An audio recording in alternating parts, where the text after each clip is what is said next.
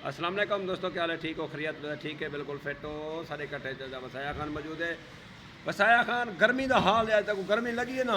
गर्मी ये नहीं लगे ये दू दफा भाई जान मैं धाता ठा के फारे के बल जो आया के बैठा छाते टाली आई घाटी आई किकरी नाला वत्ती गर्मी कपड़े बोट गए पता नहीं खुदा दी मखलूक की में भी गुजरेगी गर्मी ये जेरे गर्मी के लोग निकलते हैं उन्हें क्या दे गर्मी के किवें निकलन ना निकलन? मैं इवें आखदा फिर चंगे हैं तो अपने घर बैठे रहन न विसाखे अपने से टेलीविजन चलावन जरा कोई करन अपने विसाख से बैठे रहन एयर कूलर लावन माल की गर्मी थी है माल है पखे लावन आप पखे के बाहर कोई फायदा कोई नहीं गर्मी है फायदा तो कहीं नहीं मिलता त्रोट ही मिलती है गैरत वाले लोग वो हैं जरा अपने घर बैठे थे गर्मी के बच्चे बैठे अवारा लोग जिन्हें बाहरों फिरते बदल तो सड़ते बदल गर्मी गर्मी खत्ती हो जाए अच्छा अच्छा, जेरे स्कूल निकले निकले बाल में ना उन्हें को तो गर्मी कने लुकावे ना। सही बेहतरीन है स्कूल हुकूमत बंद कर देवे महीना पूरा ये महीना जेठ आठ बंद कर देवे सावन खोले सावन ठहर बजे